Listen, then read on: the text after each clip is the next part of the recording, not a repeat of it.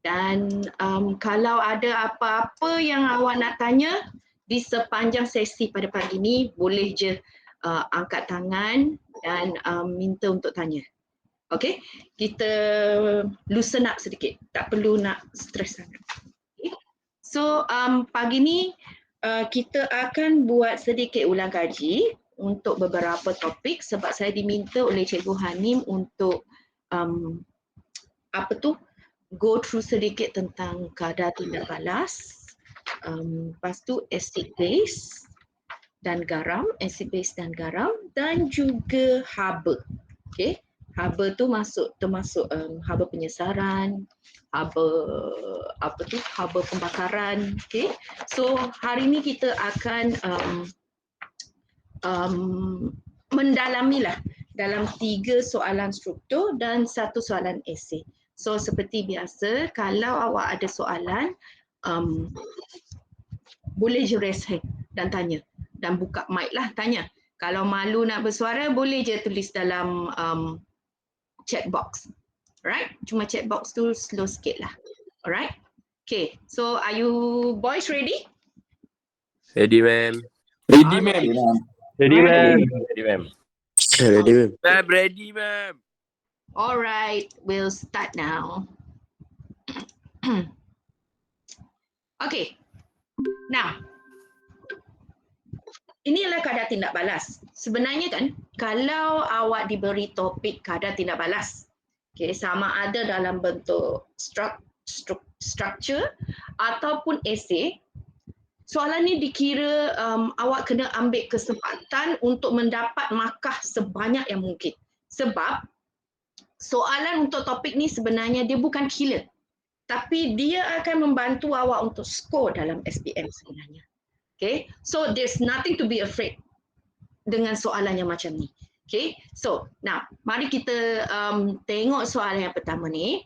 Raja hendak menunjukkan graf isi padu gas yang terbebas melawan masa bagi satu tindak balas antara 10 gram magnesium dan 25 cm padu, okay, asid hidroklorik 0.25 mol per dm padu. Alright. Nah, inilah maklumat pertama yang penting di mana kita kena highlightkan dulu. So basically dalam kadar tindak balas, soalan-soalan yang dia normally lah suka tanya ialah macam definisi, perbandingan antara set-set eksperimen tertentu, persamaan kimia, definitely. Okay, kalau you have been doing a lot of revision, saya rasa awak dah tahu bahawa persamaan kimia tu balik-balik benda yang sama je. Dia tak akan tanya benda yang luar biasa sebab benda yang luar biasa tu ialah benda di luar silibus. Okay, so mari kita tengok yang ini dulu. Okay, apakah maksud kadar tindak balas? Now, dalam soalan ni, kalau awak punya statement, definisi tu adalah secara umum, dia boleh diterima. Kerana, okay, kalau dia tulis di sini, apakah maksud kadar tindak balas berdasarkan soalan? Alright. Then, dia kena menuju ke arah soalan yang diberikan ini. Okay, tapi kalau dia adalah secara umum, awak boleh menulis definisi secara umum, masih diterima. Okay. Dan ataupun untuk lebih selamat lagi berdasarkan soalan ni je. Alright. So kalau berdasarkan soalan ini, maksud kadar tindak balasnya adalah perubahan atau penambahan isi padu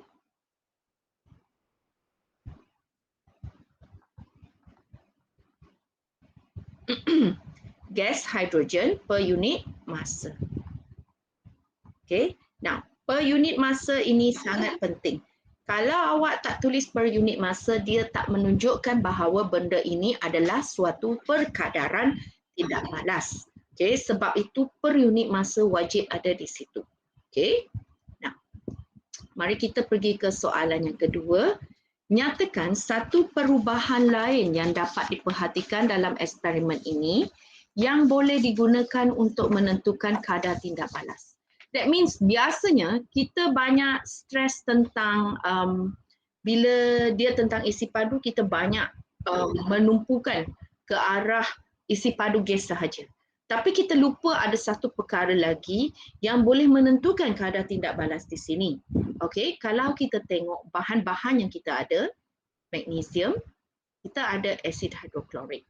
Alright, asid hidroklorik adalah satu dalam bentuk isi padu di mana dia adalah susah untuk kita menentukan perkadaran dia sama ada dia semakin bertambah ataupun semakin berkurang. Tapi untuk kes magnesium ini, kita boleh menentukan jisimnya. So perubahan lain yang kita nampak dari segi eksperimen ini, kita boleh kira sebagai pengurangan jisim magnesium. Okay. So biasanya ini boleh dia boleh di-applykan kepada benda macam magnesium, zinc, alright. Normally logam lah. Logam yang awak akan banyak gunakan ialah biasanya magnesium dengan zinc sahaja. Okay, awak takkan guna logam yang luar biasa.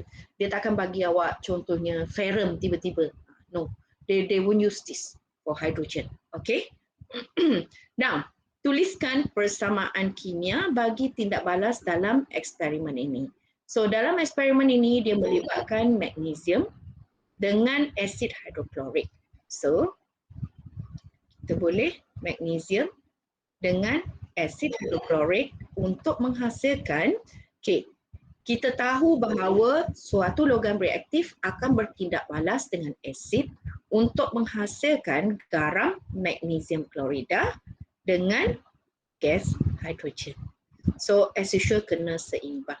Alright, so markah pertama dia diberikan kepada semua bahan tindak balas dengan hasil tindak balas yang betul, dan markah yang kedua adalah kepada keseimbangan persamaan kimia. So kadang-kadang kalau let's say masa awak buat keseimbangan persamaan kimia ni tersesat separuh jalan, don't waste too much time there. Okay, go and do the rest which is easier first, then only you come back to balance it. Kalau tak, banyak masa bazirkan dekat soalan itu sahaja. Alright? Now, okay so far everybody? Okay, ma'am. Okay. Faham. Alright, now we're going to see. Okay, hitung kadar tindak balas purata keseluruhan bagi tindak balas ini. So basically kalau kita nak hitung kadar tindak balas purata keseluruhan, okay, kita akan ambil di mana reading pertama dia menjadi strict. Okay, di mana tindak balas itu dia habis pada saat yang keberapa. Okay, pada titik pertama dia mula statik. Itulah figure yang kita kena ambil. So dalam kes ni untuk mencapai 75 cm padu ni dia perlu pada 20 saat. Pada saat ke-20 itulah titik pertama di mana isi padu gas ini menjadi statik di situ. Okay, so 75 bahagi dengan 20 sama dengan 3.75 cm padu per second. Now, untuk jawapan akhir, kena ada unit. Kalau tak ada unit, no marks. Alright, wajib ada unit dan pastikan unit yang ditulis itu adalah betul. Okay, kalau andai kata awak cuma tulis 75 per 20. This is a correct working. However, awak tak ada unit kat sini. So memang tak akan diberi markah langsung. So sayanglah, I mean such a pity, such a simple question but you cannot get that 1 mark. Alright? Now. Okay, kita tengok E pula. Pembekal daging ingin membekalkan daging ke luar negeri yang memerlukan perjalanan yang agak jauh dengan menggunakan faktor mempengaruhi kadar tindak balas, cadangkan kaedah yang sesuai bagi menjamin kesegaran daging yang dibekalkan. Berikan satu alasan anda. So normally, kalau kita nak membekalkan daging, sayur, buah-buahan semua ni, biasanya dia memang akan diletak dalam keadaan di mana dia berada di suhu di bawah paras biasa. Okay, supaya kita boleh instill the microorganism inside. Okay, to make sure the microorganism tak mudah menyerang benda tu. Alright, so untuk ni, sebab dia adalah dua markah, maka markah pertama itu adalah cadangan awak dulu. Okay, faktor yang awak akan guna untuk mempengaruhi cadangan awak dulu. That's the first mark here. Dan alasan bagi cadangan awak adalah markah yang kedua. Okay, so kita tengok cadangan yang pertama, that means kita akan menyimpan daging dalam sejuk beku.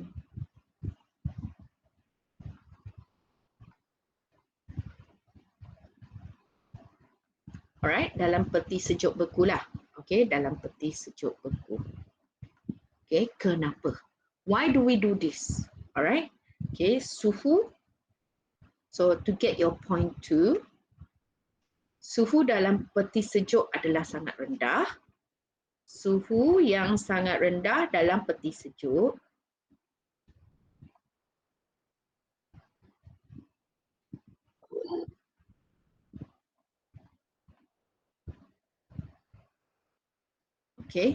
menyebabkan ataupun dia boleh memperlahankan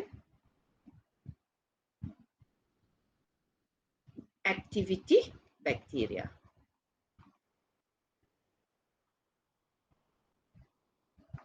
Okay, so suhu rendah ini tadi dia boleh memperlahankan lah. So normally kalau daging ni, kalau kita simpan dalam peti sejuk beku, sometimes it can last for months. Okay, that's why ada daging tu kadang-kadang bila dia dah datang ke Malaysia ni, awak nampak daging tu dia dah tak merah macam segar tau. Sebab mungkin dia dah simpan berbulan-bulan. So when you defrost it, the freshness is no longer there. Dia dah menjadi merah, dia kadang-kadang dah menjadi merah a bit lighter in color compared to the fresh meat. Okay? Now, so itu caranya untuk mendapat dua markah.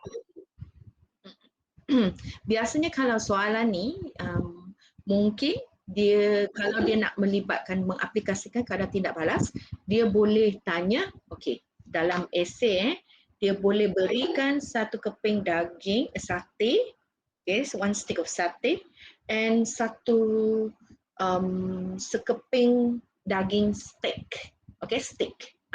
So you have to terangkan, okay, macam mana nak membezakan, macam mana nak yang mana satu akan masak dengan lebih cepat.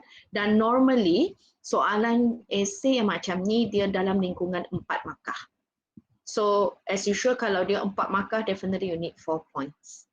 Alright, and always answer the question given first. Sebab biasanya banyak calon dia akan membuat satu kesilapan di mana dia lupa menjawab soalan. Dia excited, tiba-tiba dia excited kan, dia nampak soalan tu luar biasa. Oh, I can answer this. Dia jawab, dia main jawab tapi dia lupa menjawab soalan utama. So sayanglah satu markah hilang macam tu saja. Okay, any question for kadar tindak balas? No, ma'am. No, ma'am. No, ma'am. Yes. No, ma'am. It's a simple topic, isn't it? Yes, simple. Alright, now let's look at question 5. Okay, soalan 5 ni adalah soalan acid dan base.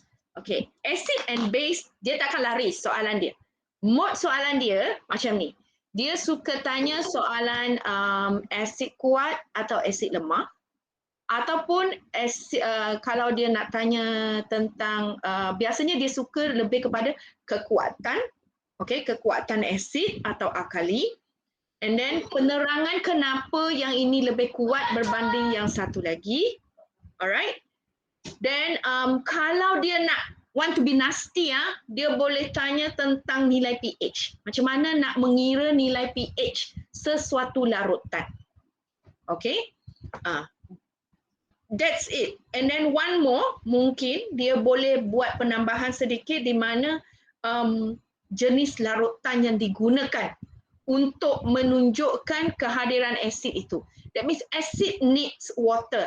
Air adalah pelarut universal. Always remember this. Air adalah pelarut universal. Be by hook or by crook, apa-apa benda kalau dia nak menunjukkan keasidan atau kealkaliannya, dia kena ada air. Alright, just remember that. Okay. Nah, mari kita balik kepada soalan ni. Nah, jadual 4 menunjukkan nilai pH bagi dua asid monoprotik. So, dua asid monoprotik meaning nothing to argue here. Dua-dua ini menghasilkan 1 mol ion hidrogen. Okay, that's the first thing you have to understand about monoprotic acid.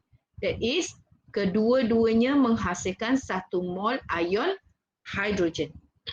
Okay, now berdasarkan maklumat dalam jadual 4, nyatakan maksud asid monoprotik. Nah, bila awak diminta menulis definisi asid monoprotik, dia kenalah asid yang wajib ada perkataan mengayon di dalam air. Sebab kalau dia tak mengayon dalam air, dia tak akan menjadi asid. Okey? Untuk menghasilkan 1 mol ion hidrogen. Okey? Per molecule. This per molecule is optional lah. If you don't include a per molecule, is okay. But the thing is, awak kena ada perkataan mengayon dalam air menghasilkan 1 mol ion hidrogen. That is very important. Okay. Now, let's look at A2. Terangkan mengapa nilai pH asid etanoik lebih besar berbanding asid nitrik. Okay. Now, asid etanoik, bila awak ditanya soalan macam ni, saya tahu you know the answer. So, that's when the huru-hara start datang. Okay. Normally kalau student dia dah tahu jawapannya, dia mula huru-hara. Okay, because you become excited, super excited. When you become super excited, your answer start to berterabur. So how do you arrange this type of answer?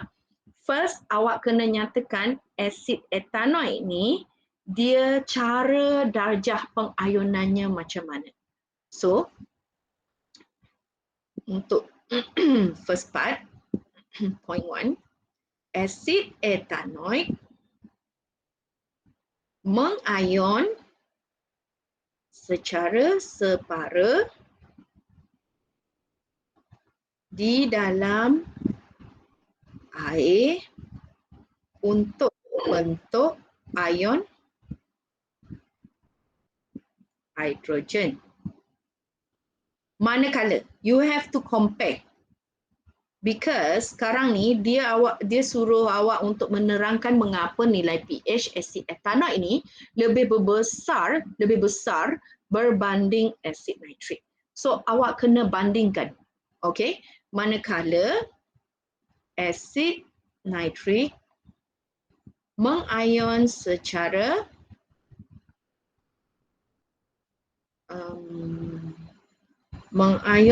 lengkap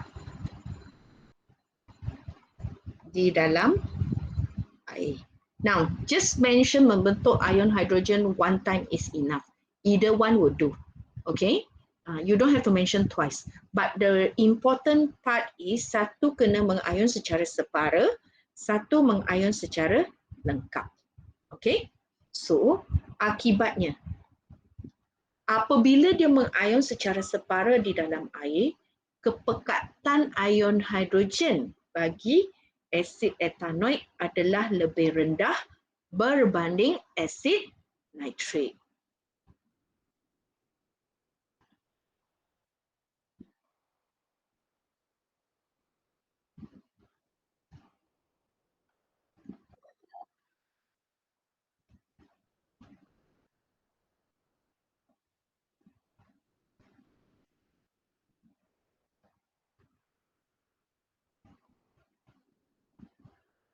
So that is why nilai pH asid etanoik lebih tinggi daripada asid nitrik.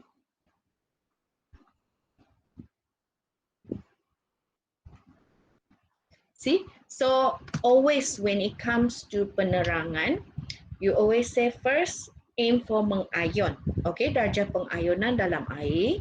Okay, then kepekatan ion hidrogen ataupun ion hidroksida kat dalam air, dan akibatnya hasil daripada tu, the effect from this ialah nilai pH. That's how you arrange your answer.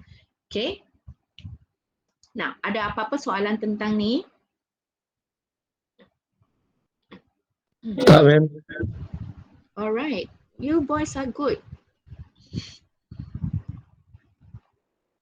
Okay, now let's look at question B. Question B ni, ini adalah tentang peneutralan, right?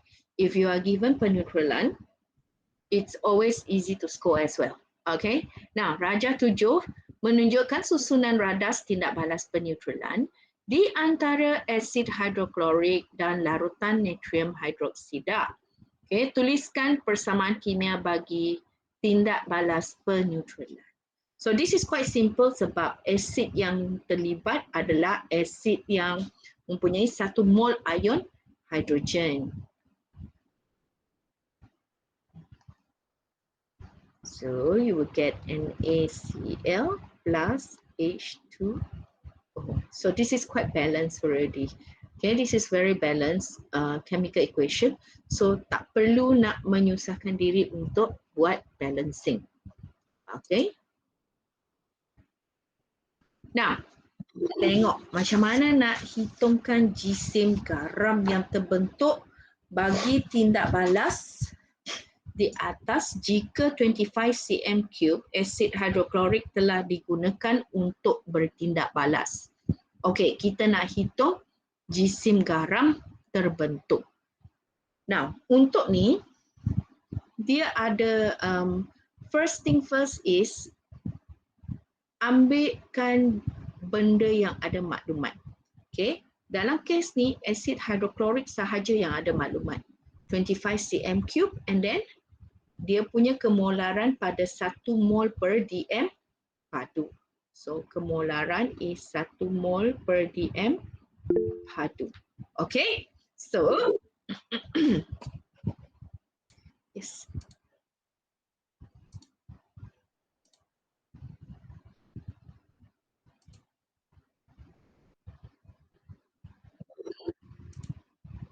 Okay.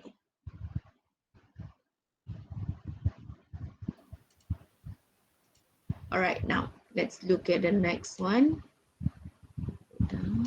Okay, so dalam kes ni, kalau kita hitung bilangan mol asid hidroklorik, dia bersamaan dengan MV over 1000 sebab isi padu yang kita gunakan di sini ialah cm3.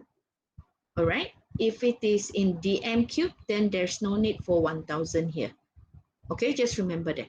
So, M adalah 1, volume 25 divided by 1000, dapatlah 0.025 mol. Now, let's say if you choose not to write down the unit here, okay, it's accepted. Yes, you all can ask question in the chat box as well. Nanti cikgu tengok balik. I'll look back.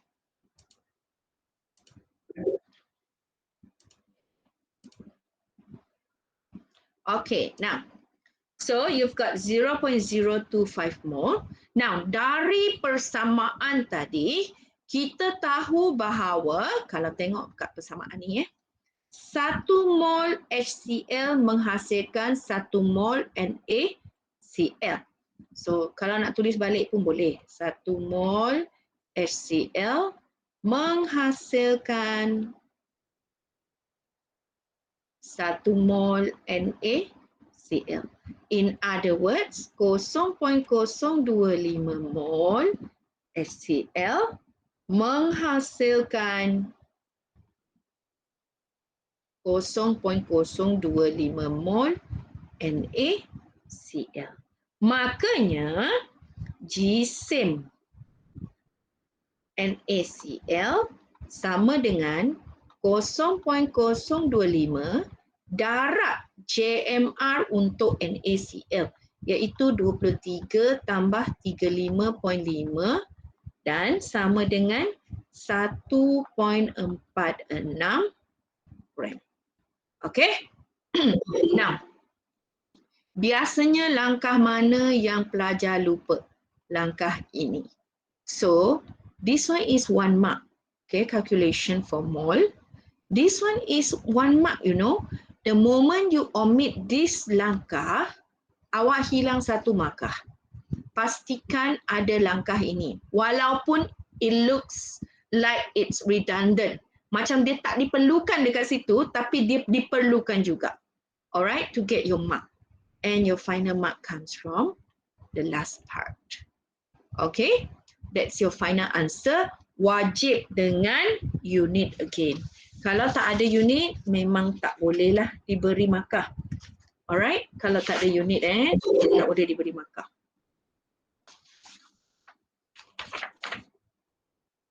Okay.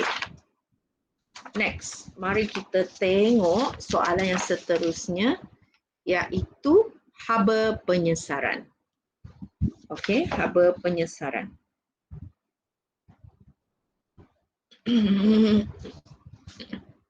Okay, Rajah 8 menunjukkan susunan radas eksperimen untuk menentukan haba penyesaran argentum oleh kupram. Okay, jadual ni menunjukkan keputusan eksperimen. Okay. Nah, nyatakan maksud haba penyesaran. Actually, haba penyesaran ni, okay, apakah maksudnya? Sebenarnya dia ada, yes.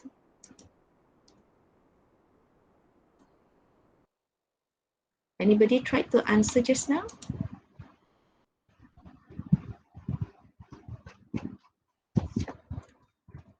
Haba penyesaran? Okay. Haba yang dibebaskan apabila 1 mol, dalam kes ni sebab kita ada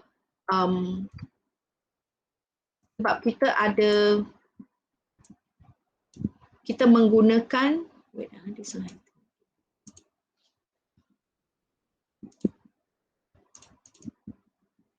okay. Sebab kita menggunakan argentum, okay, dan kupram. So, dia kena melibatkan dalam jawapan awak is preferably that you have something that got to do with your experiment that you are doing here. Alright? So, dalam kes ni, haba yang dibebaskan, okay, haba yang dibebaskan wajib ada. Haba yang dibebaskan 1 mol. Dia kena ada 1 mol Okay, you must have the word 1 mol. Argentum disesarkan. Dah nama haba penyesaran, maka dia disesarkan daripada larutan argentum nitrat oleh kupram. It looks complicated, right? But if you can write this one, maksudnya argentum nitrat tadi bertindak balas dengan kupram untuk menghasilkan kupram nitrat dengan argentum. So if yang ini awak convert balik kepada persamaan ionik keseluruhan, inilah hasilnya yang awak dapat. Okay, that is how he said. Haba dibebaskan apabila 1 mol argentum, okay, sebenarnya dia ion argentum, disesarkan daripada larutan argentum nitrat, okay, oleh kupram. Alright, so that's definisi lah. Alright, nah B, okay, let's look at B. Seimbangkan persamaan ion bagi eksperimen dalam rajah 9. So, macam mana kita nak seimbangkan? Sebab benda ni adalah 2, maka here you need 2. Okay, then only your plus. Okay, plus can be balanced here. And then argentum kena 2. Alright? Okay, everybody? Alright, ma'am. Ma'am. Alright, ma'am. Alright. Okay, now mari kita mula. Kita nak kira haba yang dibebaskan semasa tindak balas. Alright, semasa tindak balas. Okay. Dalam kes ni, kalau kita tengok, okay, we are using 50 cm3. So untuk serbuk kupron berlebihan ni is not included in the calculation. So your M, which is GSIM, is 50.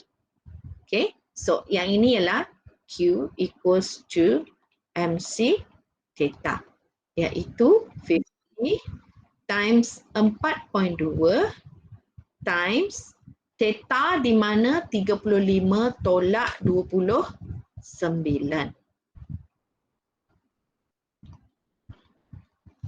Okay, then you can choose to just write down your final answer, which is 1260 joule.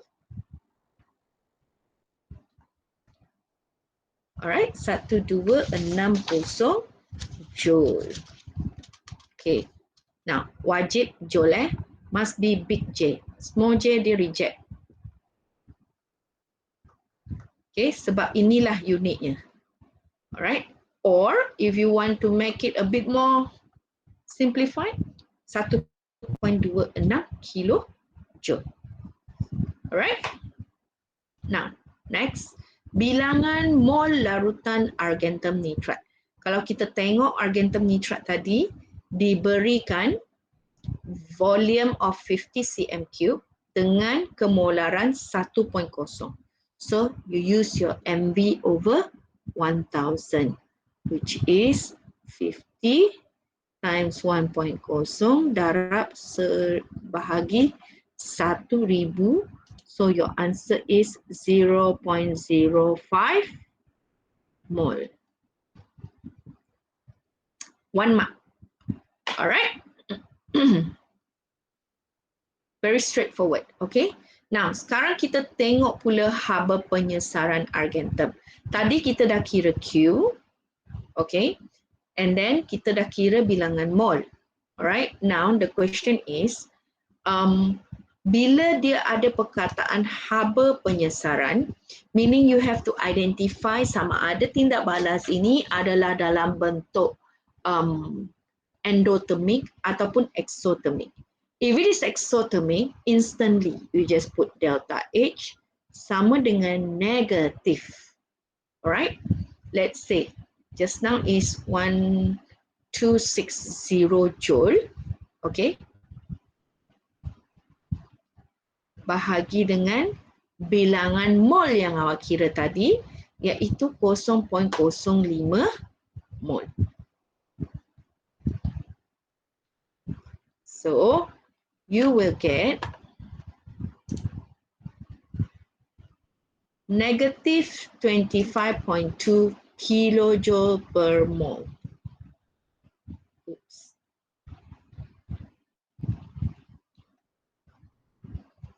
Sekejap, 25.2 kilojoule. Bila kita kacau dia, dia akan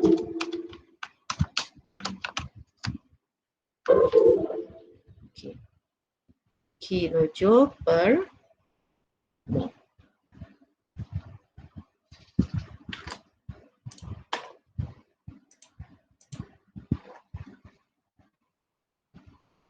Okay, so now mana dua markah tu datang Markah pertama datang daripada ni, and markah kedua daripada final answer.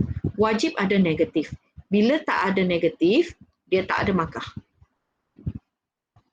Okay, you must have your negative because why now? Dia adalah soalan tentang hitungkan haba penyesaran argentum. Alright? Okay. Now, next kita tengok mengapakah cawan polistirena digunakan dalam eksperimen itu. Okay, why do we use? Alright. Sebab dia mengurangkan pembebasan haba ke persekitaran. Okay. Mengurangkan haba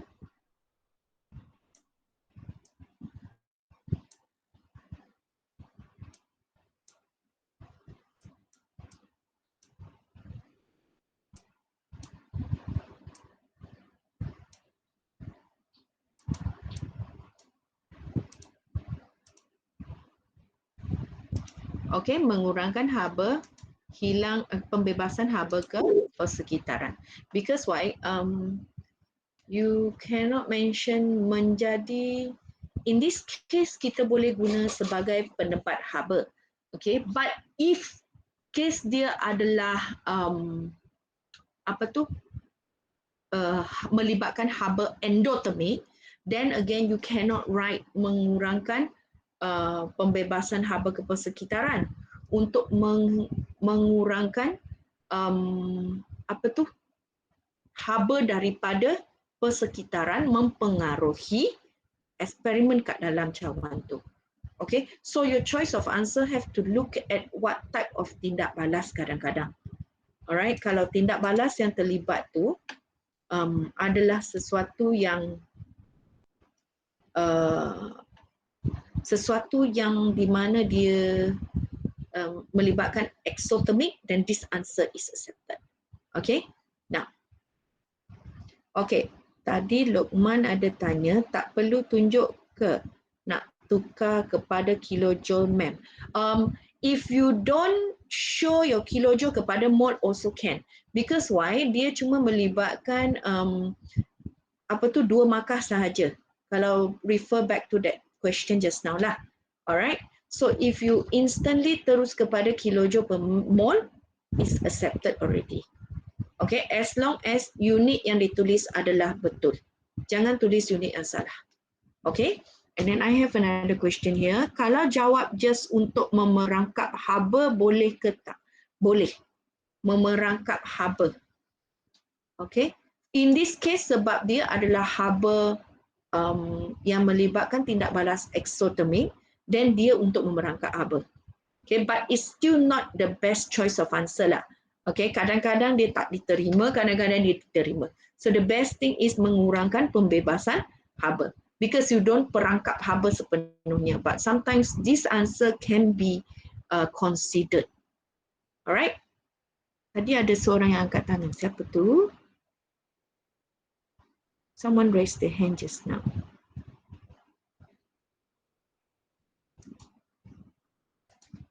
Okay, any question? Any more? No, ma'am. No, ma'am. Proceed. Okay, haba meningkat. Haba meningkat tak boleh. Dia tak meningkatkan haba. Alright, tapi dia mengurangkan haba daripada hilang ke persekitaran. That one is the appropriate answer. Okay, dia haba tu dia tak meningkat. Okay, any more?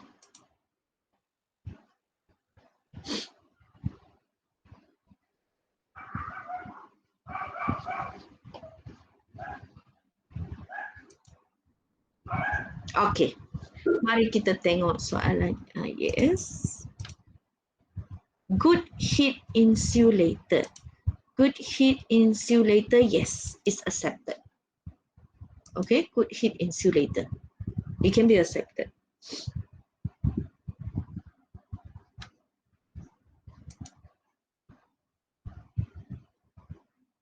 Okay, now mari kita tengok soalan E1 pula. Okay. Ramalkan nilai haba penyesaran argentum jika kuprum digantikan dengan zinc. So, this answer, okay, dia boleh tulis sebagai, let's say, lebih tinggi daripada 25.2 or sometimes they ask students yang suka tulis value tak. Okay, make sure your value is higher than 25.2.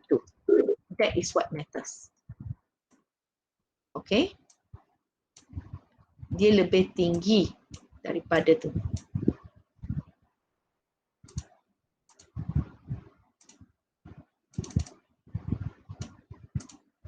Okay, dia lebih tinggi. So you can write let's say 30 kilojoule per mole. That one can be accepted as well.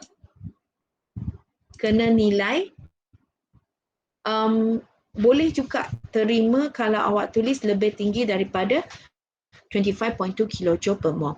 But if you don't write lebih tinggi berbanding dengan haba penyesaran antara argentum nitrat dan cuprum. No lah, better don't write that way. Tuliskan nilai yang awak telah cari tadi. Okay? Boleh ke dalam periksa jawab lebih banyak haba disesarkan? Okay, Ukail. This is not a very good answer actually. Okay, but good that you ask. Okay, yang ini lebih banyak haba disesarkan is a very generalized statement. Okay, statement tu dia sangat generalized. So normally kalau dia minta awak ramalkan nilai, give one nilai or boleh tulis lebih tinggi daripada berapa banyak nilai yang awak jumpa tadi. So be it bukan sahaja soalan haba, okay, any form of soalan, contohnya kadang-kadang dia boleh tanya peneutralan kan. Okay, peneutralan tu dia kena apa tu? Dia kena peneutralan tu dia boleh minta awak berikan isi padu let's say tindak balas antara kalau HCl digantikan dengan H2SO4. Again, that one needs a value also. Boleh tulis lebih rendah daripada 25 cm3 for example. Alright, ataupun awak boleh tulis 20 cm3. You can give a nilai, but the nilai cannot be too tak logik. Okay, nilai tu tak boleh tak logik. Dia kena somewhere around there, and then it has to be like in this case kalau dia haba, dia kena lebih tinggi. So it's somewhere higher than that. Alright. Now, kenapa lebih tinggi? That's where we come. We haven't go into the question. Terangkan jawapan anda. Yes, Azim, betul. Logam zinc ini dia lebih elektropositif berbanding logam cuprum. Yes, that's the correct answer. Okay, so how do you explain zinc lebih elektropositif daripada cuprum? Any different answers, boys? Any one of you has a different answer? No, ma'am. Semua sama? Okay, ataupun you can actually say zinc lebih reaktif berbanding cuprum. Okay, normally lebih elektropositif is the best answer. Alright, zinc lebih elektropositif daripada cuprum. Okay, any questions on haba? No, ma'am. Alright. No, ma'am. Sebab haba ni biasanya dia sangat standard. Dia punya soalan, they will come to equation first, then they will come to perhitungan bilangan mol, and then they will ask you to menjangka kenapa, and then penambahan mungkin dia boleh minta awak untuk menerangkan kenapa terdapat perbandingan itu. And one more is dia boleh tambahkan di mana what are the precaution steps. Okay, apakah langkah-langkah berjaga-jaga yang kena diamalkan dalam eksperimen ini dan mengapakah benda itu perlu diamalkan. Alright. Now, kalau tak ada soalan, kita masuk kepada soalan yang ini pula. Okay, yang ini adalah garam. We are quite fast actually. Okay, we are quite fast. Alright, ini adalah soalan tentang garam. Normally, kalau garam, my advice is selalu tengok pada rajah. Jangan tengok soalan dulu, tengok rajah dan kaji rajah dulu. Baru awak masuk kepada soalan. Because kadang-kadang you might know the answer, but when you look at the question, dia mengganggu, dia menjadi faktor pengganggu kepada awak untuk menjawab soalan yang macam ni. Okay, so let's look at this question first. Raja 9 menunjukkan pertukaran pepejal Q kepada larutan R pepejal T melalui dua tindak balas berbeza. Okay, fine. Now, so pepejal hijau Q. Remember, pepejal hijau normally you will only deal with either cuprum carbonate, cuprum 2 carbonate ataupun satu lagi ferrum 2. Itu je. Tak ada benda lain, tak ada garam lain yang ada hijau dah. Okay, sama ada ferrum 2 ataupun cuprum 2 carbonate. Okay, so basically you got your answer already. Okay, either cuprum 2 carbonate. You just remember only these two types of substances, salt, okay, garam yang berwarna hijau yang awak belajar. Satu, ion ferrum 2.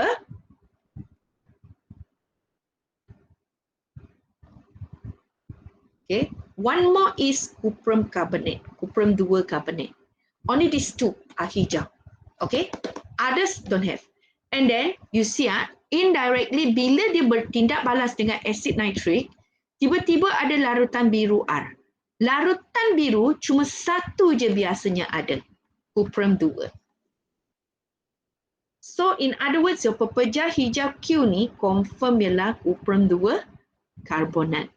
Okay, and cuprum 2 carbonate, because this is logam carbonate, kalau dia melalui pemanasan, dia boleh menghasilkan gas karbon dioksida dengan cuprum 2 oksida.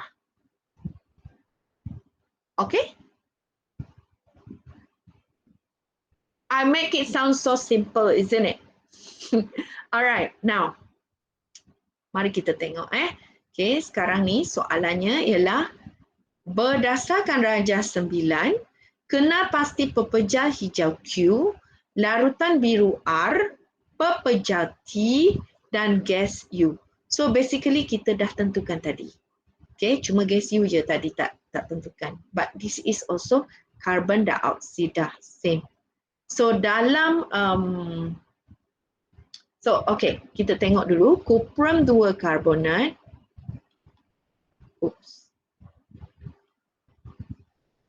Cuprum 2 carbonate.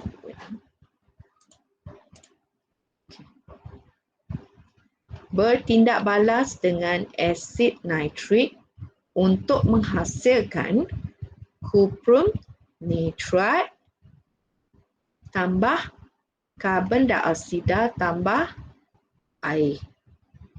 Okay, so it's not balanced. This one you balance it up. It come 2 here. Alright. Now, so Q ialah pepejal hijau Q ialah cuprum 2 carbonate. Okay, pepejal R, okay, larutan biru R, cuprum 2 nitrat. Okay, cuprum 2 nitrat. T, cuprum 2 oksida. Okay, your nombor pengoksidaan mesti ada dekat situ. Kalau nombor pengoksidaan tiada dekat situ, awak tak boleh nak dapat markah. Melainkan awak tulis formula kimianya. Okay, kalau awak tulis formula kimia, dia selamatlah, but make sure your formula kimia adalah betul. Okay, kalau formula kimia adalah salah, dia juga salah. You must have your nombor pengoksidaan. Normally, I always advise my students tulis penamaan dia terus. Penamaan IUPAC dia. Okay, penamaan IUPAC-nya. Okay, so that is easier. Alright, and safer. Unless dia tulis dekat sini, tuliskan formula. Then you have to write formula. Okay, if they did not mention in the question whether to write formula or not to write formula, either way is accepted. Okay, so just like that, 4 markah. Alright, now 2. Huraikan secara ringkas ujian kimia untuk mengesahkan kehadiran cation, okay, cation dan anion larutan biru R. Alright, Tadi kita tahu cation-nya ialah Cu2+, and ion-nya ialah NO3 negative. Let us not look at the answer down here. Okay, cuba kita fikir. Normally untuk mengesahkan kehadiran cation, especially cation yang berwarna, contohnya, you've got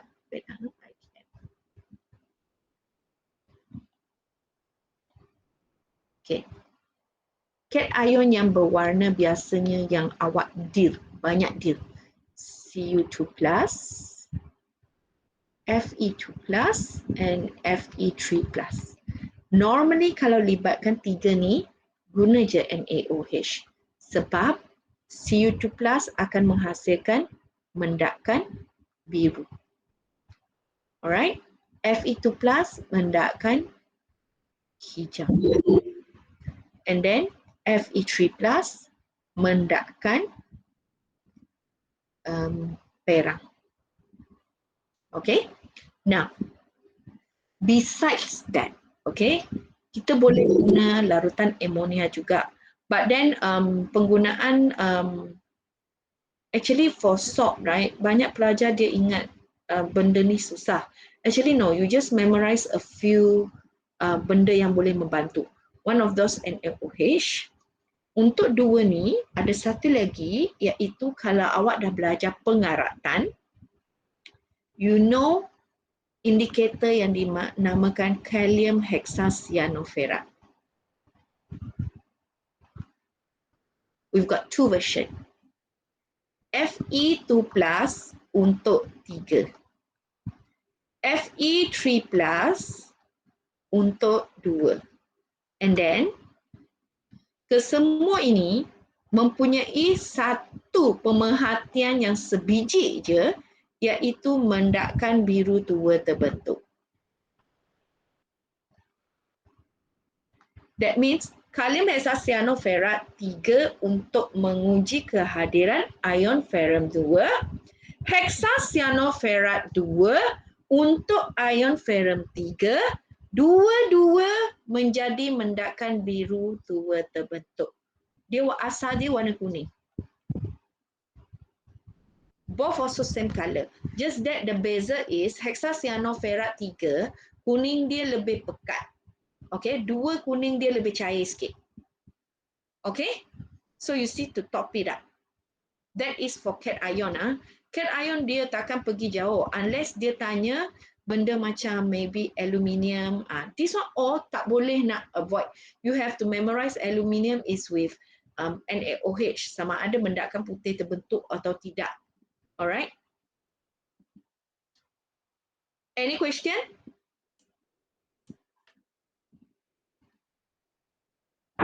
No, ma'am.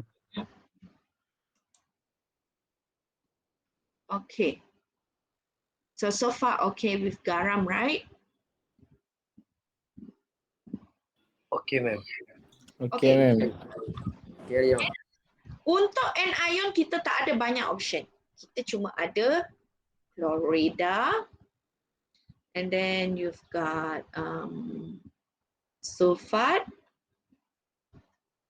nitrate, all this, right? Carbonate. Okay, so many things to learn. Yes. Okay, kalau dia tanya tentang chlorida atau sulfat, kita balik kepada garam, jadual garam yang utama. Okay, jadual garam yang utama. Di mana you have triple NK, di mana this triple NK is your best friend, nitrate, ammonium, natrium, and then kalium. That means dalam apa juga keadaan pun, empat-empat ni sentiasa larut di dalam air. Dia tak pernah tak larut dalam air. Dia sentiasa larut dalam air. Okay? And then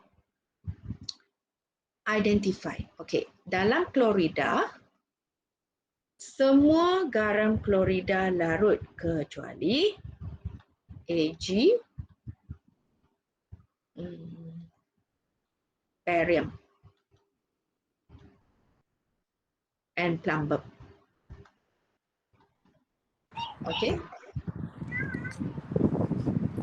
Yes.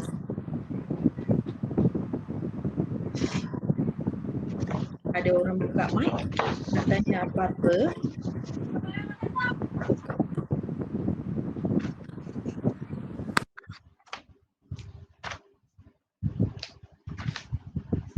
Okey, untuk sulfat kita ada lambam,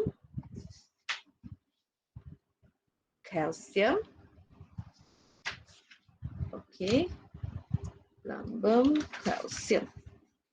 Biasanya lah, okey, yang banyak kita dealkan. So, lazimnya pelajar suka buat mistake dengan guna plumbum. If plumbum you want to identify chlorida, is very difficult because why?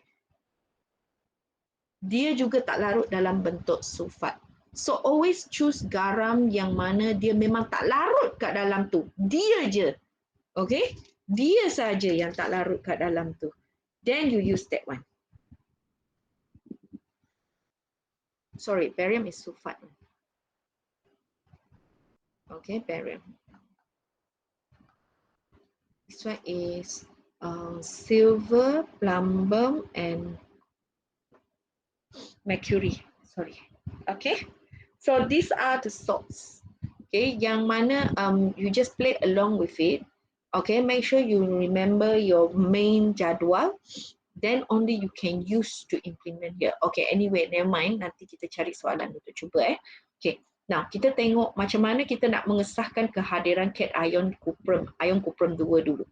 So, titis larutan natrium hidroksida ke dalam tabung uji yang mengandungi larutan biru R sehingga berlebihan.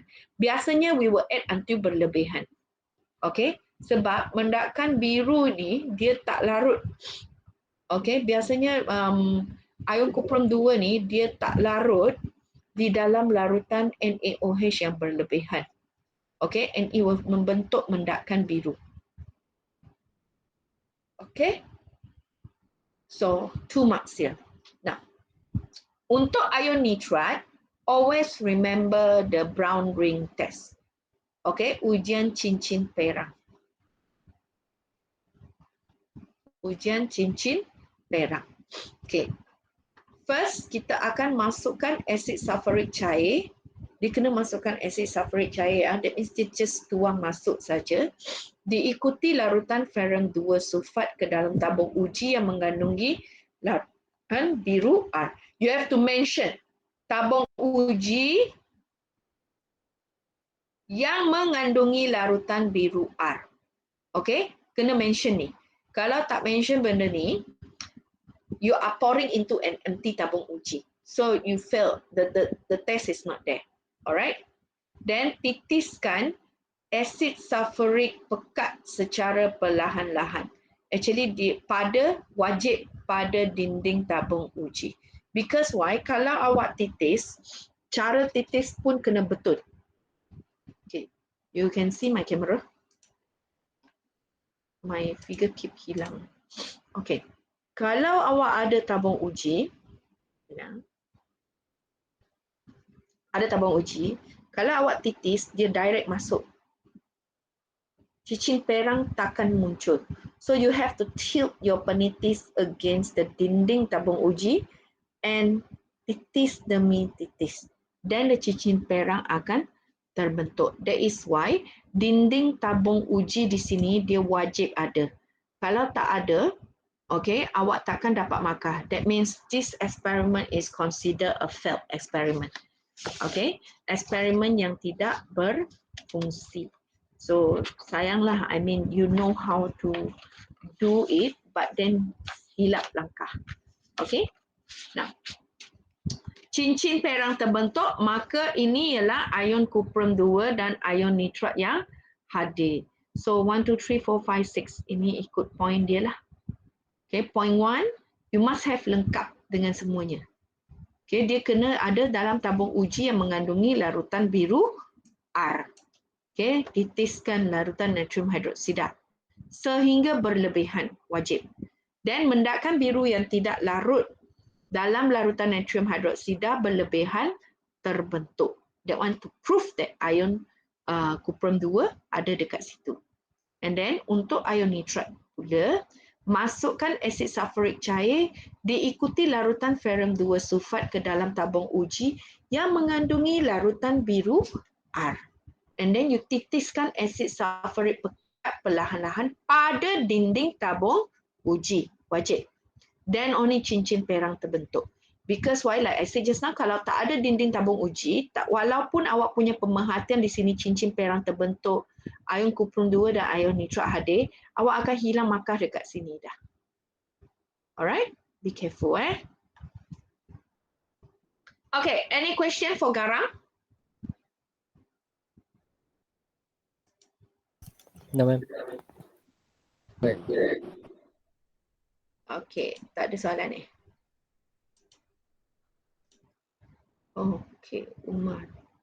Contoh langkah. Yes, Boleh ulang semula untuk ion Cu. ion Cu yang bahagian tadi tu Tadi. Okay. Nah, untuk ion Cu2+ ni, okay, kita kena titis larutan natrium hidroksida. Okay, titis ni dalam kes ni larutan natrium hidroksida, dia masuk ke dalam tabung uji yang berisi larutan biru R tadi secara berlebihan.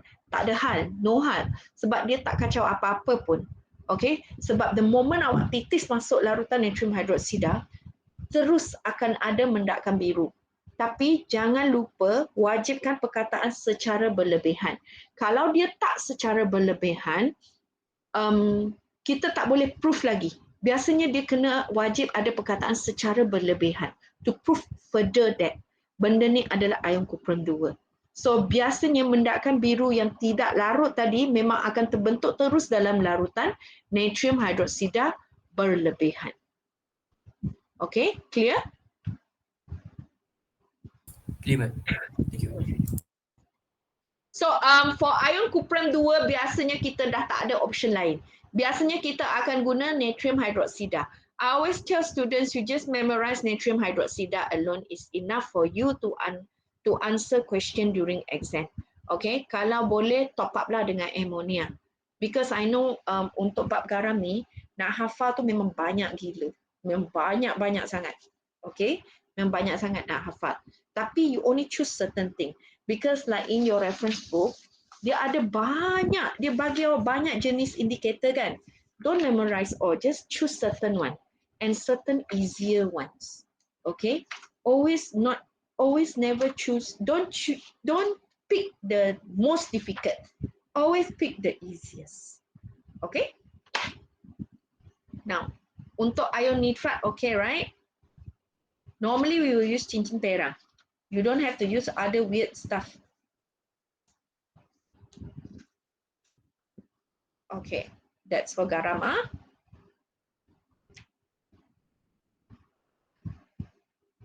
Okay, sekarang kita tengok pula bahagian yang terakhir cepatnya. Okay, untuk bahagian yang terakhir ni adalah pembakaran. Tentang haba pembakaran. Okay, kita tengok dulu persamaan termokimia bagi pembakaran lengkap etanol. Dia ditunjukkan seperti di bawah. Okay, this pembakaran etanol lah.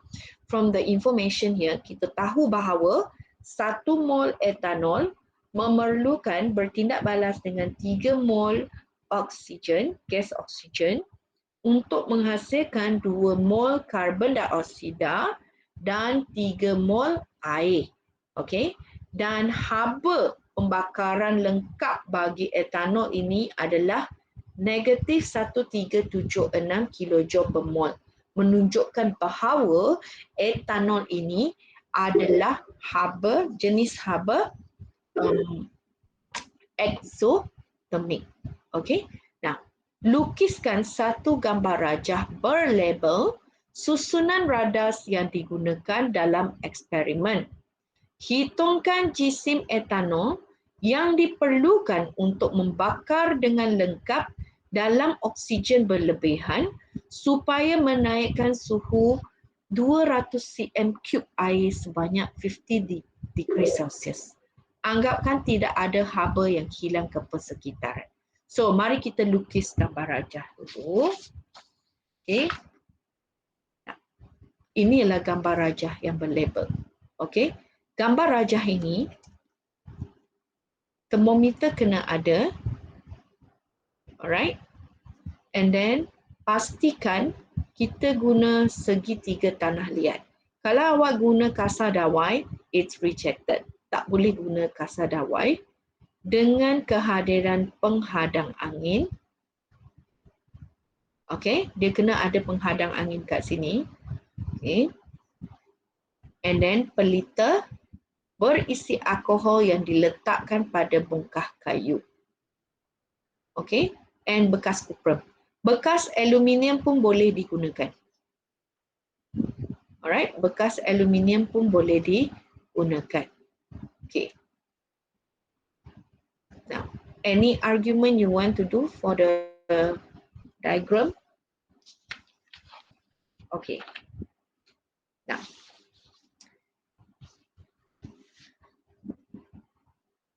kita tengok soalan pula. Okay, soalan yang kedua.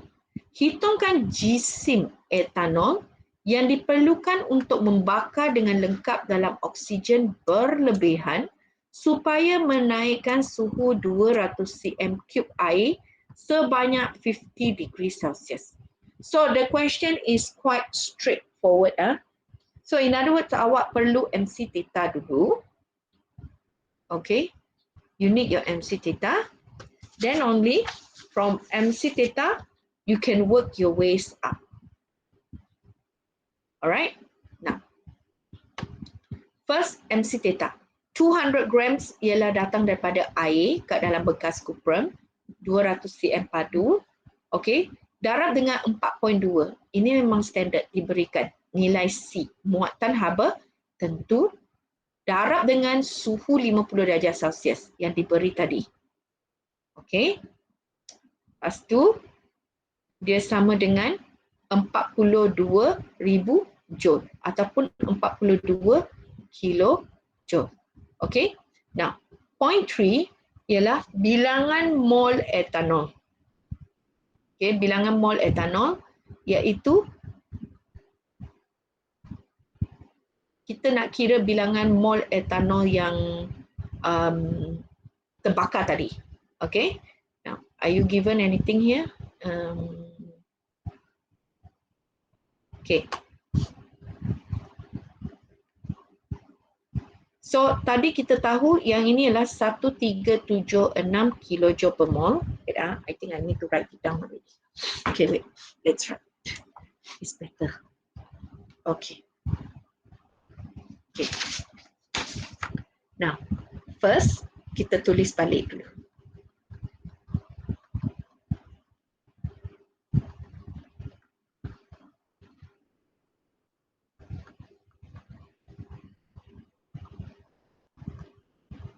Okay, your delta H is equals to negative 1376 kilojoule per mol. Okay, nah kita nak kira jisim etanol sama dengan berapa banyak.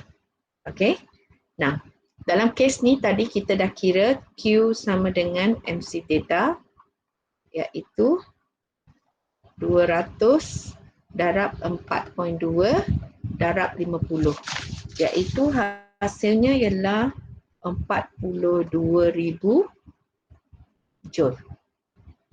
Okey, so kita nak kira balik berapa bilangan mol yang diperlukan dalam kes ini.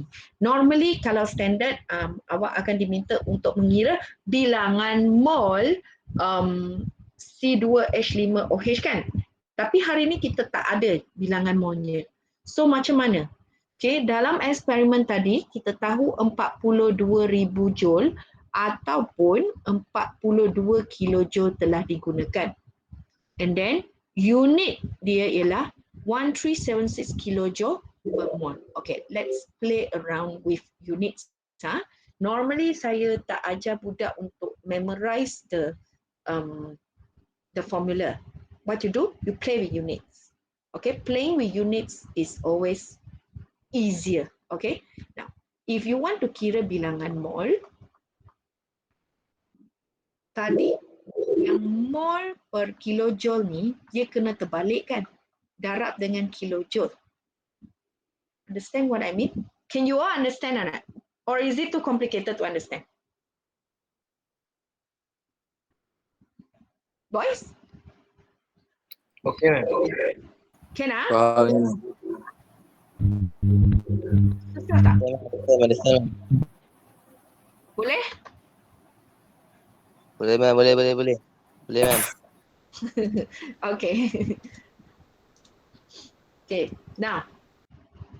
So, tadi kita tahu benda ni ialah 1376 kilojoule per mol. Dia 1376 kilojoule per 1 mol. Sekarang kita terbalikkan. That means 1 mol naik, 1376 kilojoule turun. Darab dengan kilojoule ini 42. So, kita akan dapat 0.0305 mol. Boleh? Boleh, ma'am. Boleh, ma'am. Okay. So, di situ kita dapat bilangan mol dan kita boleh hitung jisim dah. Okay, sebab kita tahu jisim bahagi dengan JMR.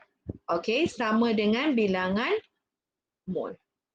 So, in this case, jisim sama dengan JMR untuk alkohol ini tadi ialah 46.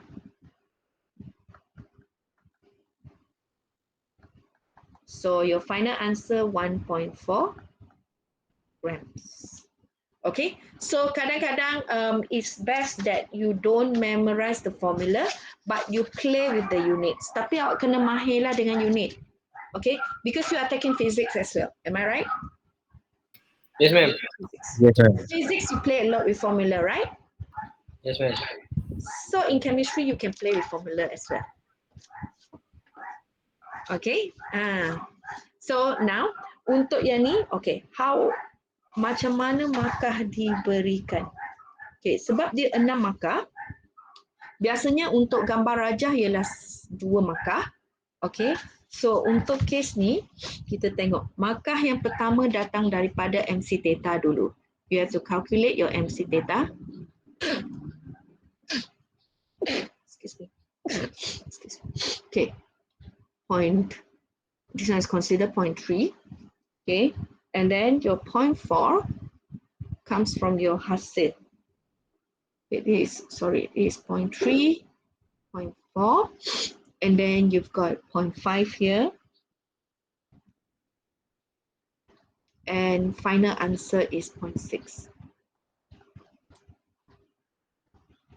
Yes, I've got someone typing in the chat box here. Ma'am, bolehkah kalau guna 0.03 mol?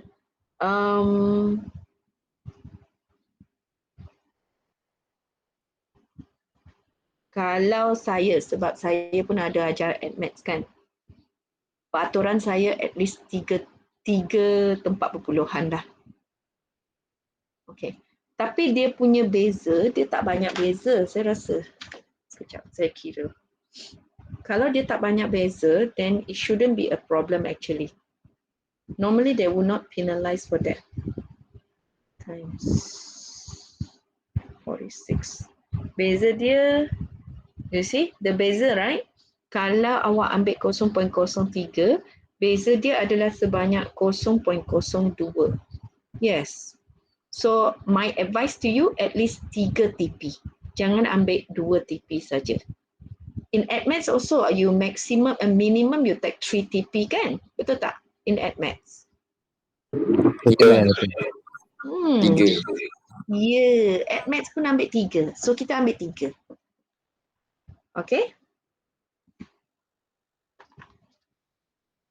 At least 3, ya.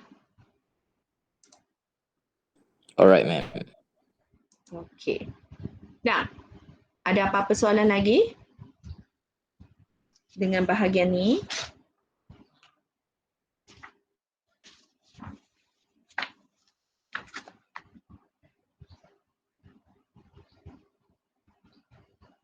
Tak ada.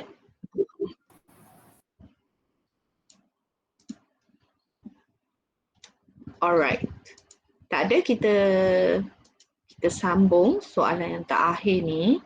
Okay, Raja 10 menunjukkan 2 eksperimen yang dijalankan oleh seorang pelajar untuk mengkaji perubahan haba dalam tindak balas kimia. Okay, perubahan haba. Now, obviously kalau kita ada natrium hydrogen carbonate, dia ada endotermic kat sini. Alright. Normally kalau dia melibatkan nitrat ataupun hydrogen carbonate, confirm ada endotermic. Just remember that. Okay.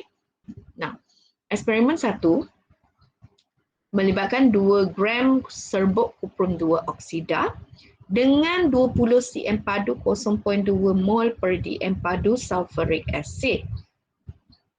Okay, bika menjadi panas.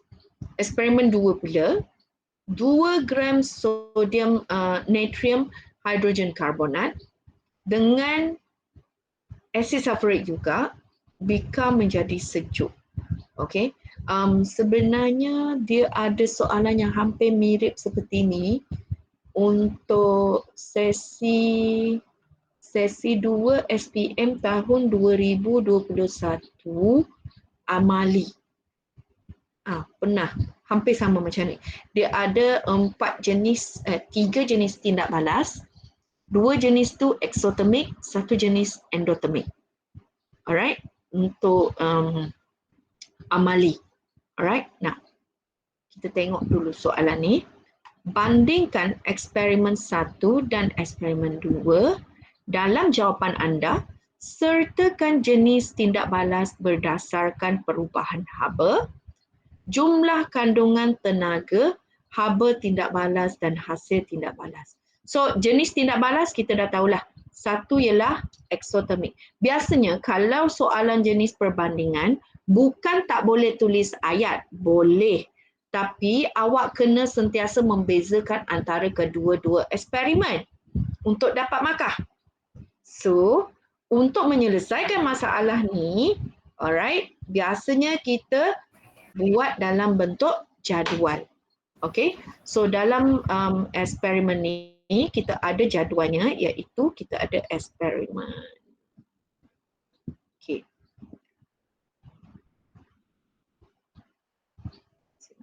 Eksperimen.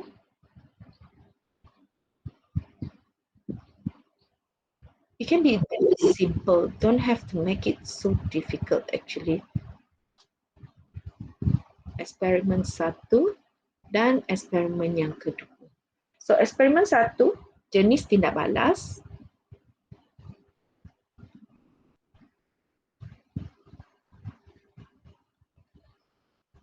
For eksperimen 1 ialah exothermic kerana dia membebaskan haba.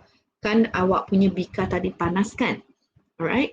Lepas tu satu lagi, bila bika dia sejuk. So dia endothermic. Alright. Then next. Jumlah kandungan tenaga. Jumlah kandungan tenaga. So, jumlah kandungan tenaga, ini kena ada perkataan jumlah Kalau tak ada markah juga.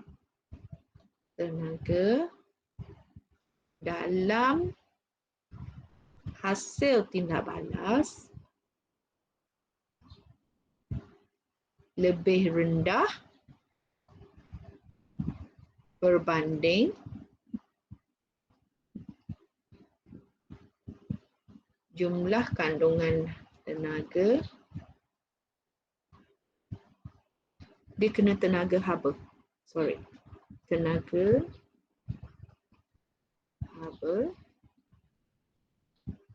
dalam bahan tindak balas. Okay. So for endothermic is the other way around lah. So that means jumlah tenaga kandungan tenaga haba dalam hasil tindak balas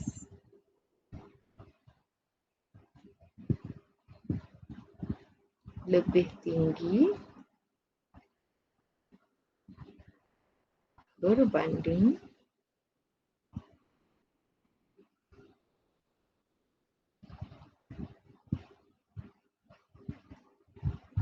tenaga haba dalam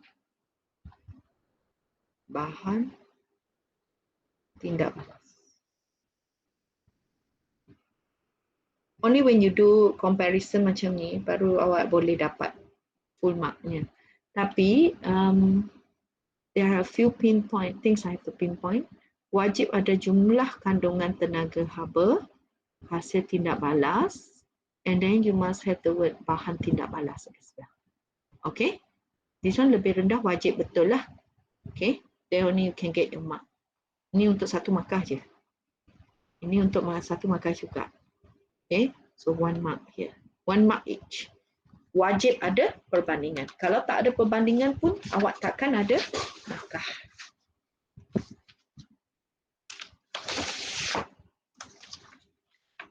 Okay, ada apa-apa soalan? No, ma'am. Ada, ma'am. Okay, we finish up to here. Now, kita dah habis modul awak ni. Cikgu Hanim, nak saya go through apa lagi ya? Kita ada setengah jam lagi.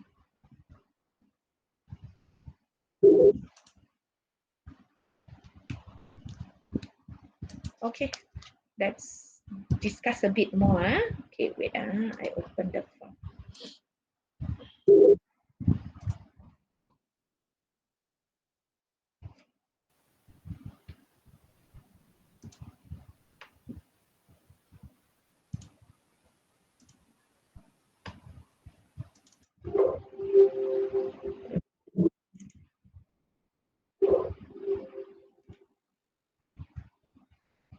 Okay, kita bincang soalan.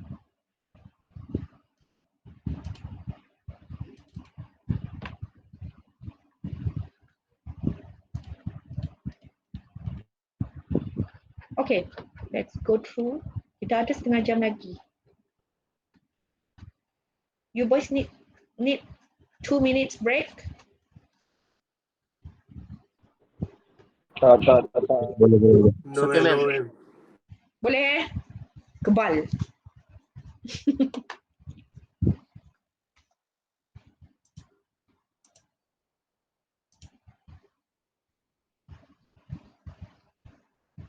Oh, okay. Ramai request soalan 7. Ada 2 orang request soalan 7.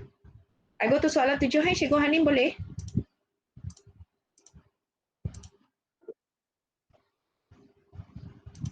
Okay, cantik. Okay, kita tengok soalan 7 ya.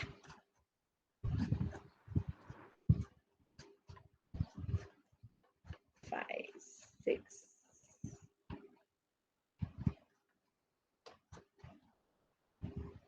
Okey, haba pembakaran. Okey, jadual 6 menunjukkan haba pembakaran bagi 4 jenis alkohol. Okay, we've got 4 different types of alcohol here. Alright, kita ada metanol, etanol, propanol, butanol. Kita akan tanya pentanol, okay? Jangan risau. Berdasarkan jadual 6. So, berdasarkan jadual 6, awak tak boleh nak bagi definisi haba pembakaran secara umum. Awak kena bagi juga berdasarkan jadual yang diberikan.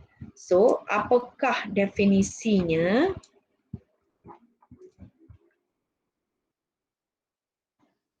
Itu dia.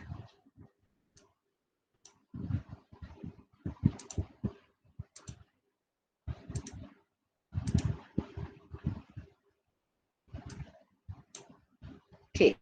Nah, kita kaji definisi dia. Kenapa macam tu?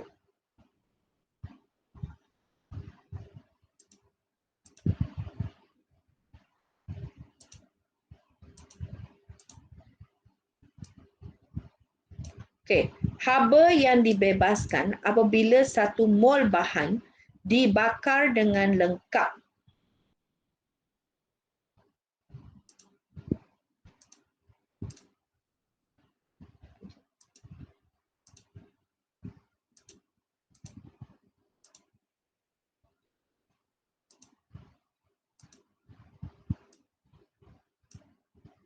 Okey, haba yang dibebaskan apabila 1 mol bahan dibakar dengan lengkap dalam oksigen berlebihan. Or, okey, dia kata dia nak definisi berdasarkan jadual 6 kan? So, kita boleh gantikan haba yang dibebaskan apabila 1 mol alkohol.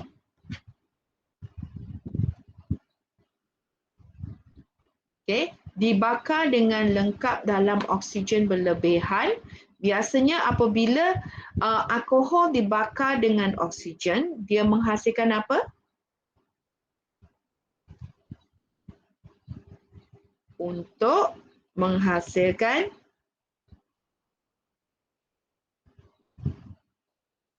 karbon dioksida dengan air.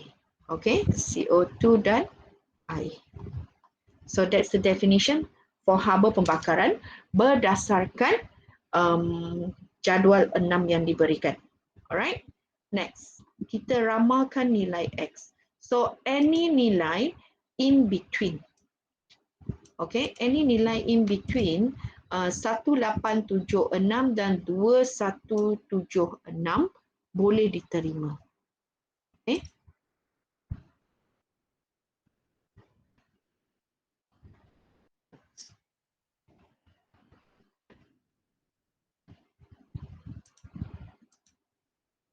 Okay, so any nilai yang awak rasa boleh, okay, let's say kalau awak nak tulis negatif 1380 kilojoule per mol boleh diterima.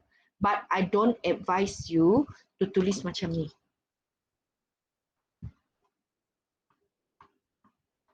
Wajib ada unit satu lagi tu ialah apa? Negatif 267. No, don't write like that. I don't advise you to do this. Alright? Even though mungkin jawapan boleh diterima, tapi they want you to ramalkan nilai. Just give one nilai. Any nilai would do as long as it's in between these two values. Okay? So jangan sebarang bagi macam ni. I don't advise student, biasanya I don't really advise student lah to write like that lah normally. Okay. Okay, 1860. Azim tulis 1860. Yes, it can be accepted. As long as the value in between here. Dan wajib ada negatif dan juga kilojoule per mol. Alright? Because it's a value. You cannot just simply write number only.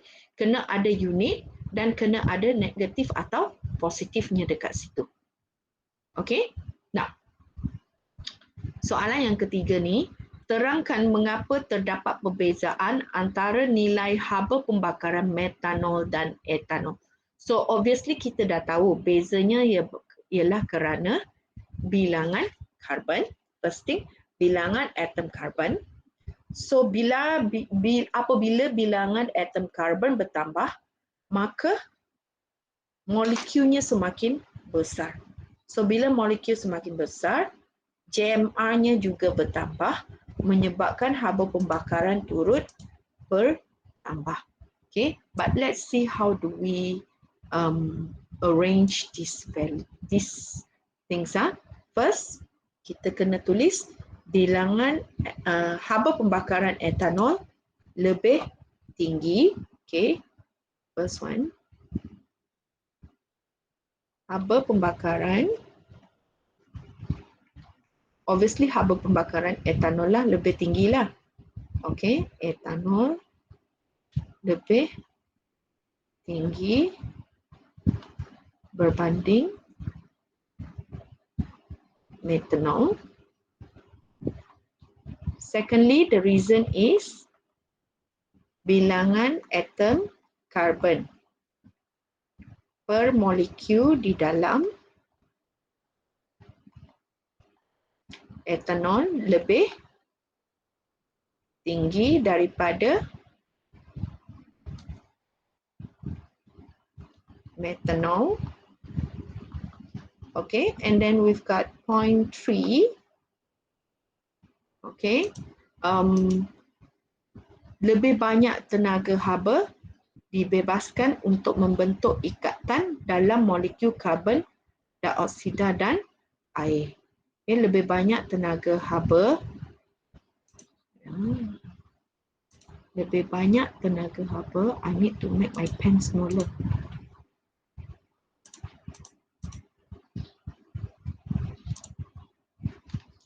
Lebih banyak tenaga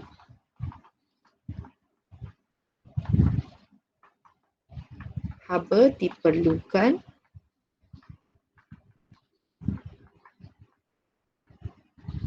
untuk membentuk CO2 and air di dalam etanol. Okay, daripada metanol. Okay, so 3 markah kat sini. So first, bilangan atom karbon. So disebabkan oleh dia lebih banyak tenaga haba diperlukan untuk mengatasi ikatan antara karbon, okay, dalam molekul tersebut untuk membentuk karbon dioksida dan air. Okay. Now, ada soalan?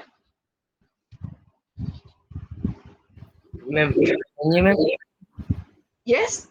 Kan yang tadi yang ramalkan nilai X tu, kan dalam jadual tu dia dah nyatakan kilojoule per mol. Jadi kita kena tulis juga. Just tulis for safety purposes lah. Okay ma'am, thank you.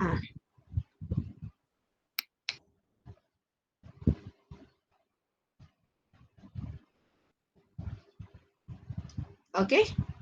Now, any more questions? Saya tengok kat sini chat box ada. Tenaga haba yang dilepaskan pada persekitaran oleh pembakaran etanol lebih rendah berbanding pembakaran metanol. Tenaga haba yang dilepaskan pada persekitaran oleh pembakaran etanol. No, this one is not an option of answer. You have to say the tenaga haba dilepaskan daripada pembakaran tu mengatasi what? Okay, so actually this one kita tambah baik sikit. Lebih banyak tenaga haba diperlukan untuk memecah ikatan antara karbon dalam molekul semasa membentuk karbon dioksida dan air dalam etanol berbanding metanol. Whatever ethanol, you need more energy to overcome the force of attraction between the carbon.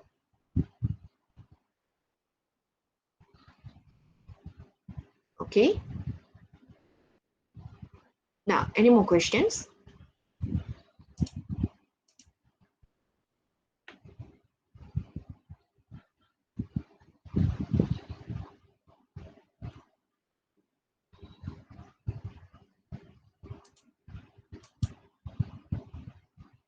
Okay. Now, kita tengok yang keempat. 0.05 mol butanol bertindak balas dengan lengkap dalam oksigen berlebihan. Hitung haba yang dibebaskan. Kemudian lukis gambar raja aras tenaga bagi eksperimen ini. So 0.05 mol butanol. Dia yang bertindak balas kali ini. Okay. So kita kena kira. Butanol tadi delta H-nya berapa? Delta H 2679. So kena hitung Q. This one is Q. Equals to 0.05 darab dengan 2679.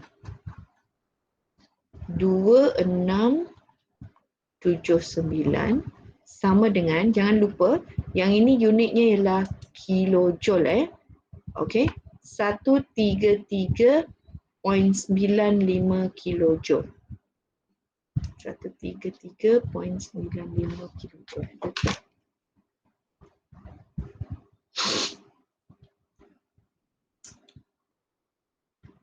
So 5 darab 133.95 kilojoule.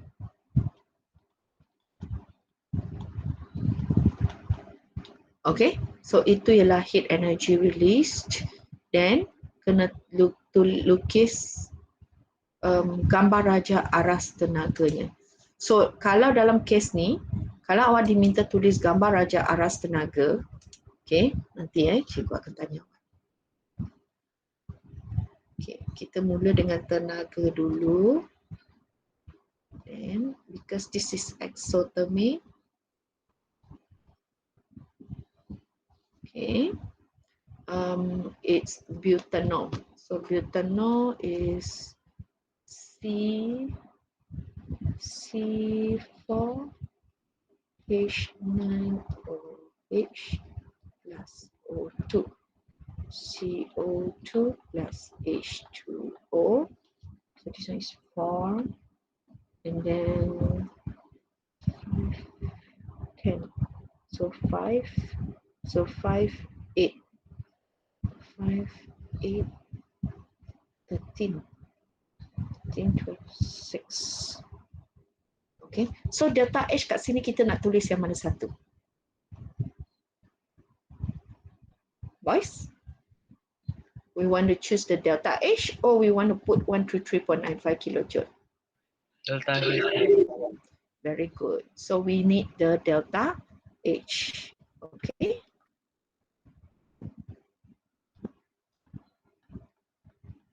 This is your gambar raja aras tenaga. 3 markah. So your first mark here. Second mark is bila awak mampu melukis keseluruhan gambar raja aras tenaga ni siap dengan label tenaga dan ni baru you get point 2. Point 3 untuk memindahkan segala information masuk ke dalam gambar raja aras tenaga yang betul. Okay, so that's 3 marks there.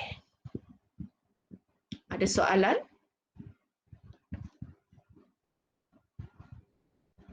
Tak ada, ma'am, tak ada. Alright, No. kita teruskan.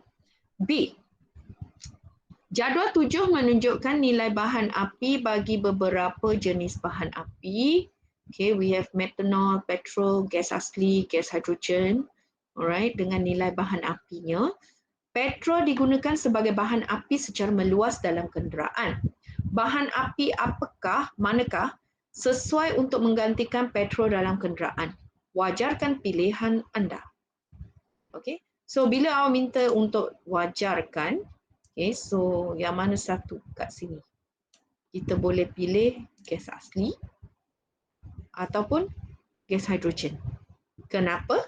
Kalau awak pilih gas asli, okay, the only reason ialah kurang pencemaran. Okay, kalau gas asli biasanya kurang pencemaran.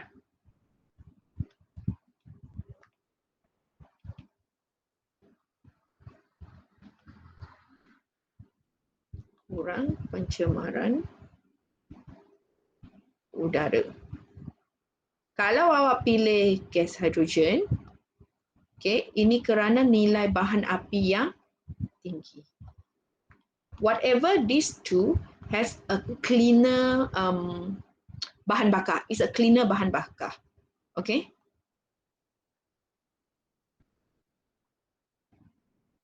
Cuma kenapa orang tak guna gas hidrogen is dia sangat mahal. Gas hidrogen mahal tau. Okay, gas hidrogen is a very expensive fuel. Okay, so either one.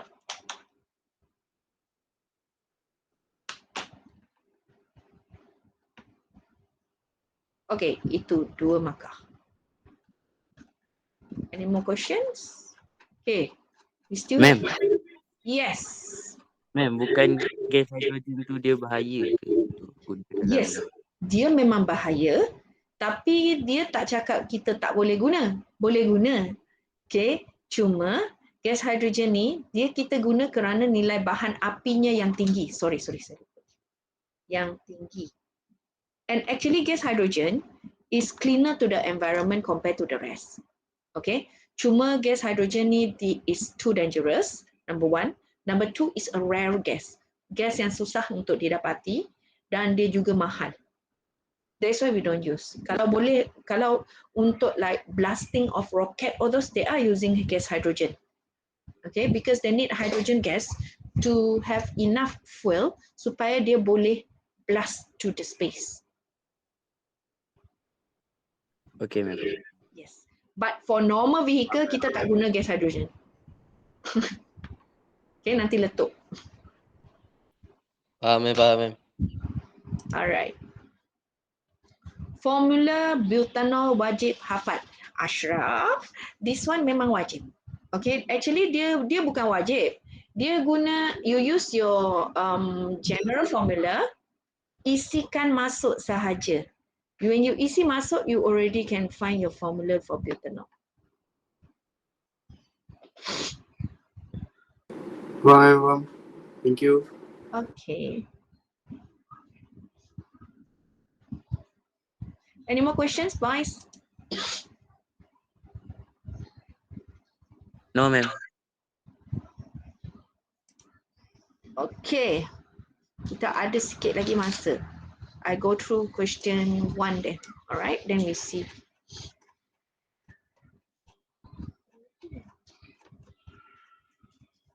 Students. Okay, kita tengok yang ini. Okay, number 1. Aspirin digunakan untuk meredakan demam, okay, serta melegakan kesakitan ringan dan sederhana. Formula struktur aspirin ditunjukkan dalam rajah 5. Nyatakan maksud formula molekul. So this is quite straightforward. Okay, straightforward question. So formula molekul menunjukkan sebenarnya adalah formula kimia yang menunjukkan bilangan sebenar atom setiap jenis unsur yang terdapat di dalam satu molekul sesuatu sebatian. Ini awak tak boleh larikan diri, kena ingat juga.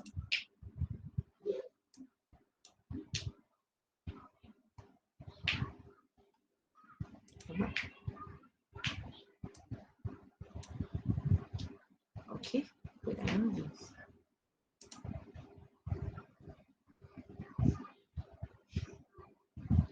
okay, so the definisi dia memang kat dalam buku awak lah.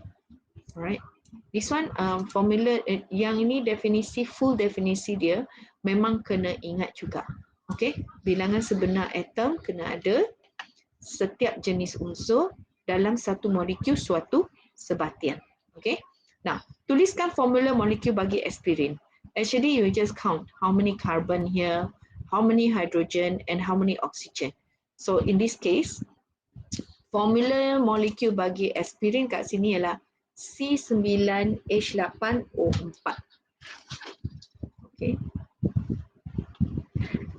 C9H8O4. Okay. Jenis zarah bagi aspirin.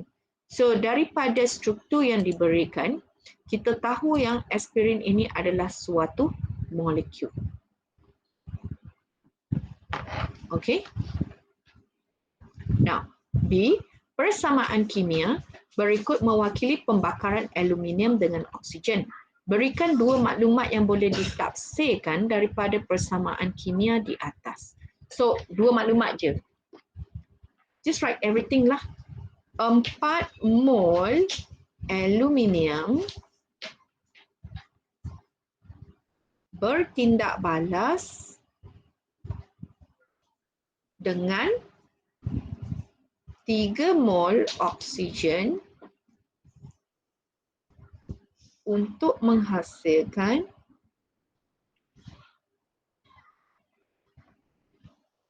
2 mol aluminium oksida.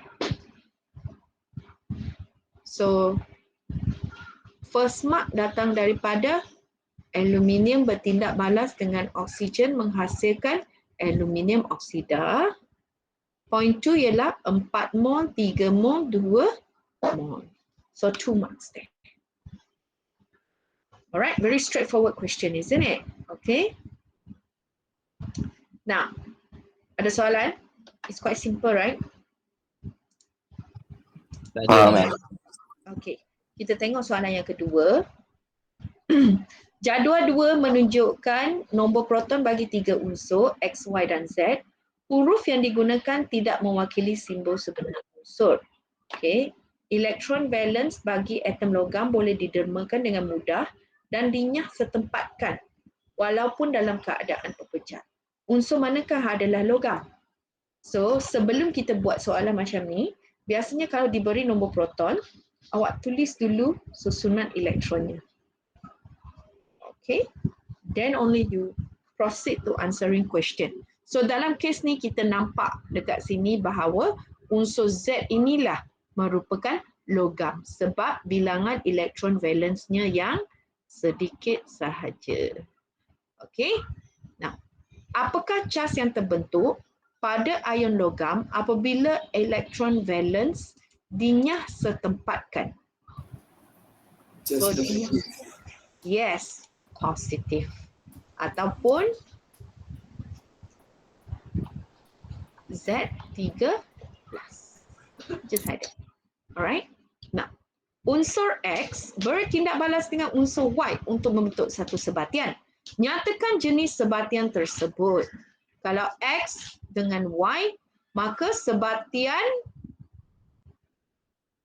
Covalent. yes, covalent. Okay. Lukiskan susunan elektron bagi sebatian yang terbentuk. Now, kalau dalam arahan tak tulis dengan menggunakan struktur Lewis, awak tak boleh guna struktur Lewis untuk membuktikan. Okay, kena lukis standard, yang standard tu. Yang biasa standard kita buat. So, X is 24, Y is 26. Okay.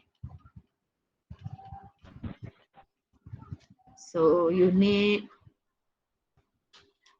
X 2 4 Y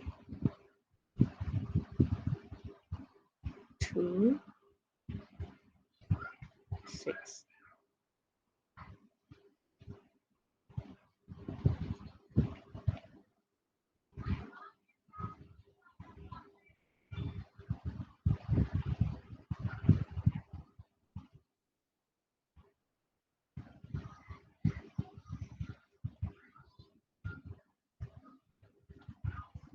Okay. You can put all dots as well. Dia boleh diterima Okay, you can put all dots or all cross. Okay, dia boleh diterima. Cuma kenapa kita ada dots and cross? Because dia boleh menunjukkan terdapat perbezaan di situ. Okay. Now, any questions? Kalau letak sama je, tak ada masalah ke cik? Apa dia? Kalau letak yang dot dengan cross tu sama je. Actually dia tak ada masalah. Boleh diterima je. Tak perlu tulis aluminium, atom aluminium dan molekul gas oksigen ke? Mana tu? Untuk yang mana? Oh. Tak perlu tulis atom aluminium dan molekul gas oksigen. Oh, okay. Yang ni balik kepada soalan yang tadi This one. You can write molecule also. You don't write also no problem. As long as you get your bahan tindak balas yang betul and hasil tindak balas yang betul.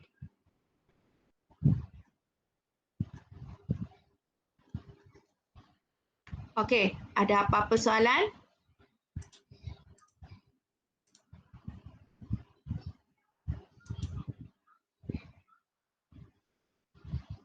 Alright, kalau tak ada soalan, itu je hari ni yang kita boleh bincangkan. Cikgu Hani masih kat situ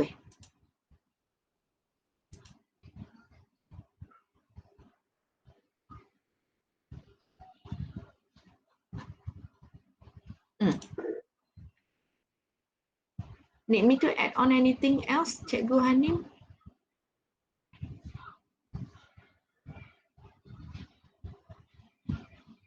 So boys, ada soalan lagi? Tak ada, ma'am. Tak ada. Anyways, kalau you all ada soalan, cikgu you all the best tau. Betul ma'am, betul ma'am. Saya setuju ma'am, betul ma'am. Kimia senang, ma'am. Yeah, cikgu korang Betul. best. Cina tak kisah pun. Memang ni the best. Okay, so kalau tak ada apa-apa nak tanya, I think we will end our session hari ini. Thank you, ma'am. Thank you Thank you, so ma'am. much for your attention. Ma'am. All right. Thank you, ma'am. Thank you, ma'am. Terima kasih, ma'am. Have Ma'am. your nice you, ma'am. holiday. Thank you, ma'am.